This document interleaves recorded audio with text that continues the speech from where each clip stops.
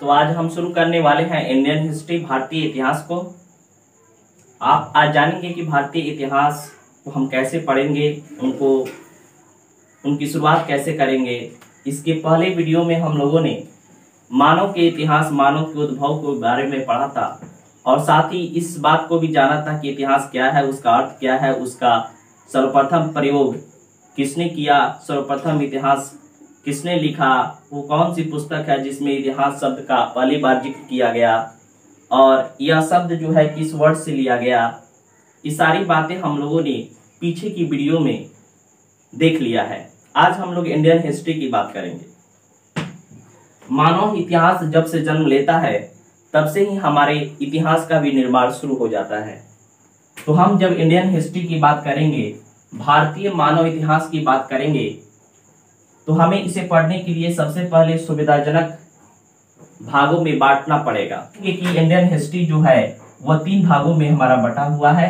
एक का नाम है एंशिएंट हिस्ट्री, दूसरे का नाम है मेडिवल हिस्ट्री और तीसरा जो है हमारा मॉडर्न हिस्ट्री नाम से आता है। अब जो एंशिएंट हिस्ट्री होता है उसका पीरियड काफी लंबा होता है। अब उतने लंबे पीरियड को एक साथ पढ़ना मुमकिन नहीं है, तो हम इसे भी 3 भागों में बांट देते हैं।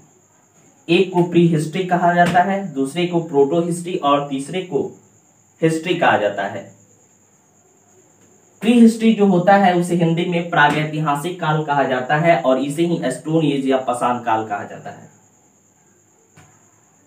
प्रागैतिहासिक काल से ही मानव का इतिहास शुरू होता है। इससे पहले मानव का इतिहास है ही नहीं। तो मानव का इतिहास ही नहीं होगा तो हम किस इतिहास की बात करेंगे। हमारा इतिहास मानव के इतिहास से शुरू होता है, तो हमारा इतिहास भी प्रागैतिहासिक काल या स्टोन एज से शुरू होगा। इससे पहले चूंकि मानव का इतिहास था ही नहीं, मानव का उद्भव था ही नहीं, तो हम मानव का इतिहास कैसे पढ़ेंगे। इसीलिए हम मानव इतिहास की शुरुआत प्री हिस्ट्री एस्टोनिक एज से शुरू करेंगे, प्रागैतिहासिक काल से शुरू करेंगे। जैसे हमने भारतीय इतिहास को 3 भागों में बांटा, फिर प्राचीन भारत को 3 भागों में बांटा, उसी तरह हम पाषाण काल जो है वो प्रागैतिहासिक काल जो है जिसे पाषाण काल भी कहा जाता है, इसको भी हम 3 भागों में बांट देते हैं। एक होता है पूरा पाषाण काल, क्योंकि हम पाषाण काल को बांट रहे हैं। अब प्रागैतिहासिक काल को पाषाण काल क्यों कहते हैं, क्योंकि मानव जब जन्म लेता है वह पहाड़ों में रहता है, नदियों के किनारे रहता है, स्टोन उसके आसपास मौजूद रहता है, तो वह अपनी सुरक्षा और भोजन के लिए कुछ औजार बनाता है, औजार का निर्माण करता है। वो औजार जो होता है अधिकतर पाषाण के बने होते हैं, इसीलिए इसको पाषाण काल कहा जाता है। और फिर हम आगे इस पाषाण काल को भी 3 भागों में बांट कर देखेंगे। एक का नाम है पूरा पाषाण काल। देखिएगा यहाँ पे पाषाण काल को बांटा जा रहा है, इसीलिए आप देखिएगा तीनों भाग में पाषाण काल और पाषाण काल रहेगा।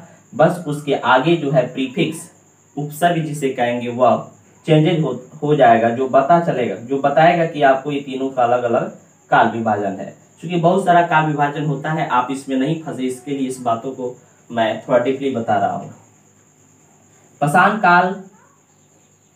काल को 3 भागों में बांटेंगे, तो एक होगा पूरा पाषाण काल, फिर दूसरा पाषाण काल जो आएगा वो मध्य पाषाण काल आएगा, बीच वाला पाषाण काल को ही बांटा है। फिर लास्ट वाला जो आता है वो नव पाषाण काल आता है। तो पूरा पाषाण काल को भी 3 भागों में बांटेंगे, एक निम्न पूरा पाषाण काल, मध्य पूरा पाषाण काल और उच्च पूरा पाषाण काल। पढ़ने की शुरुआत निम्न पूरा पाषाण काल से करेंगे, निम्न पूरा पाषाण काल से करेंगे।